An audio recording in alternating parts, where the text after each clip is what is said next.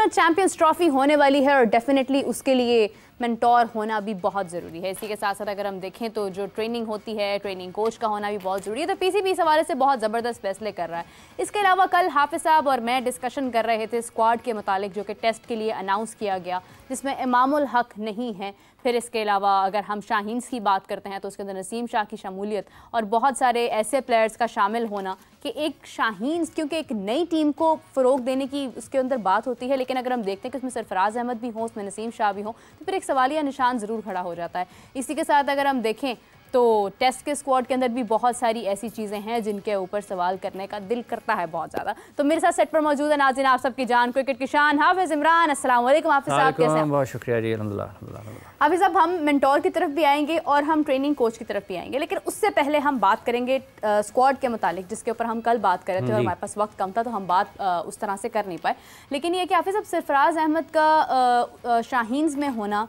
और नसीम शाह का भी होना, फिर उसके बाद अगर हम टेस्ट में देखते हैं तो इमामुल हक का ना होना, बहुत सारे ऐसे प्लेयर्स जिनकी हम कल बात कर रहे थे, हमने साजिद की भी बात किया कि अगर साइम अयूब है तो फिर वो क्यों है, ये जो एक हेर फेर है स्क्वाड के अंदर दोनों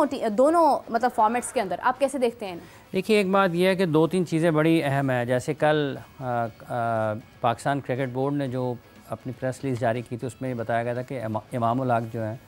वो शायद अनफिट हैं, शायद इस वजह से मुंतखब नहीं हुए। लेकिन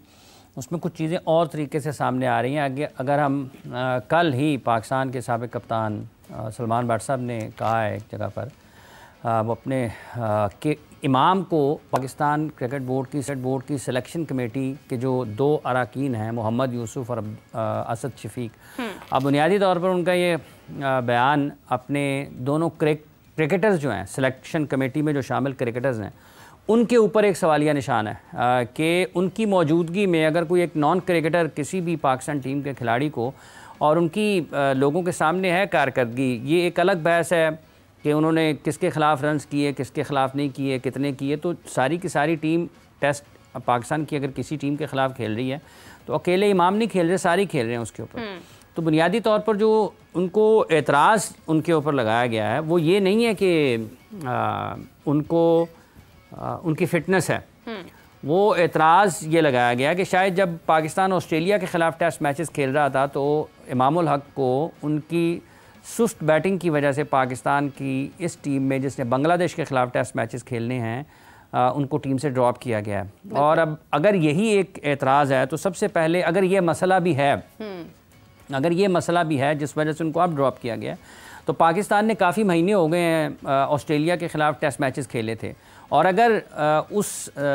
सीरीज़ में जिसमें पाकिस्तान और ऑस्ट्रेलिया आमने सामने थे, अगर इमामुल हक ने कुछ उनका स्ट्राइक रेट बेहतर नहीं था तो पाकिस्तान क्रिकेट बोर्ड में वो तमाम फ़ैसले करने वाले लोग ये बता सकते हैं क्या कि पाकिस्तान क्रिकेट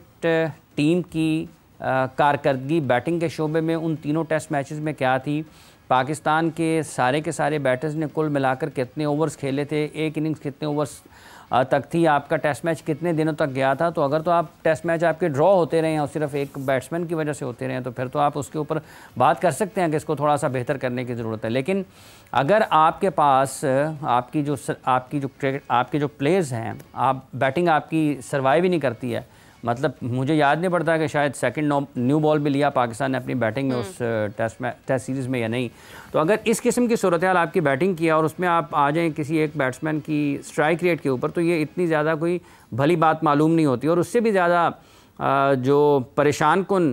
उससे ज़्यादा तशवीशनाक बात यह है कि उस बारे में जो फ़ैसला किया है तो वो बजाय इसके कि जो आपके सिलेक्टर्स क्रिकेट खेले हुए हैं वो बात करें, वो कोई डायरेक्टर साहब आके उसके बारे में बात कर रहे हैं। ये कल सलमान भट्ट साहब ने सारी चीज़ें बताई हैं। तो लाजिम नहीं है कि ऐसा नहीं है कि ये कोई उनके पास उड़ती चीज़ आ गई होगी, इसकी कोई ना कोई बड़ी मुसद्दिका चीज़ होगी जिसको उन्होंने बयान किया है। सो ये जिस शख्स ने फ़ोन किया है उनको, इमामुल हक को, उनको भी ये देखना चाहिए कि क्या वाकई ये उनके करने का काम है। वो कैसे, अगर उनको खुद ही पता ही नहीं है क्रिकेट की बुनियादी चीज़ों किसी ही वो वाकफियत नहीं रखते हैं कि ऑस्ट्रेलिया में किसका इंटेंट है, क्या उसमें तो स्टीव स्मिथ को भी फिर निकाल देना चाहिए ऑस्ट्रेलिया को अपनी टीम में से, कहीं लबुशेन को भी निकाल देना चाहिए कि उसका भी इंटेंट नहीं था।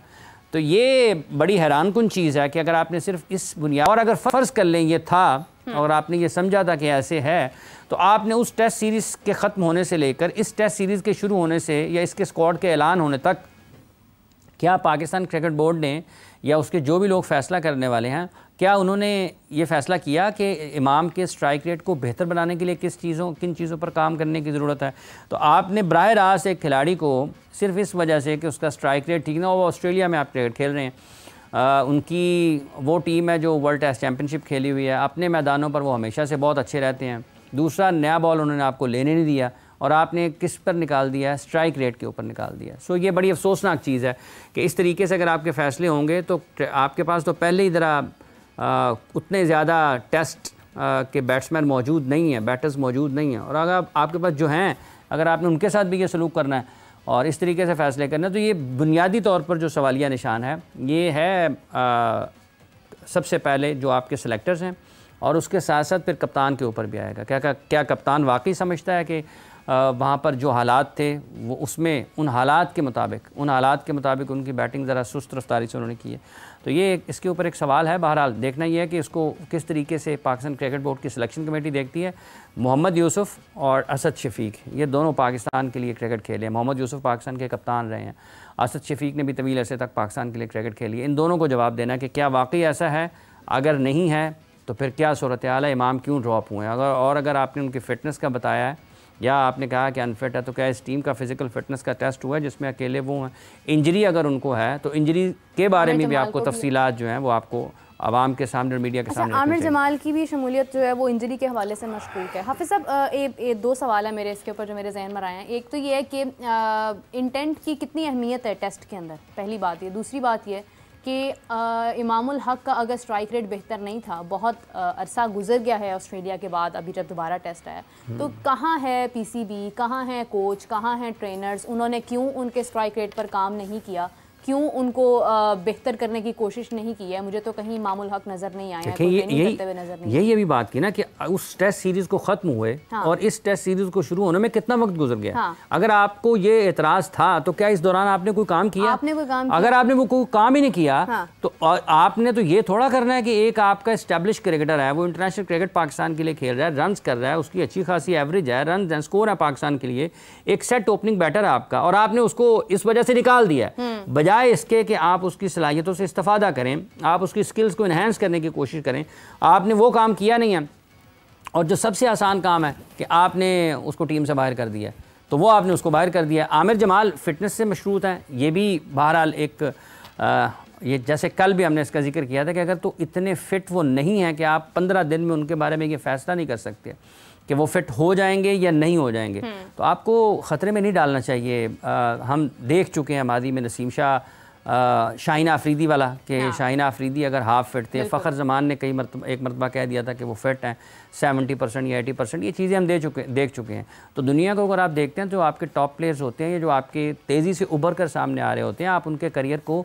तवील करने के लिए, आप उनके करियर को लंबा करने के लिए कि वो ज़्यादा अरसे तक अपने मुल्क के लिए क्रिकेट खेलें, आप ज़्यादा बेहतर हिकमत अमली इख्तियार करते हैं ताकि तवील अरसे तक कोई आपका बासलाहियत खिलाड़ी है तो वो आपकी टीम की नुमाइंदगी कर सके और वो अपनी टीम की कामयाबियों में अपना किरदार अदा कर सके। तो यही सूरत हाल आमिर जमाल के साथ भी है।